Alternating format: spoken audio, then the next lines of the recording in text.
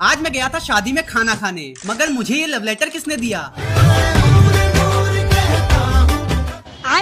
दोस्तों, तो चैनल पे स्ट्राइक आने की वजह से मैं पिछले 7 दिनों से वीडियो अपलोड नहीं कर पाया, मगर अब होगा कमबैक।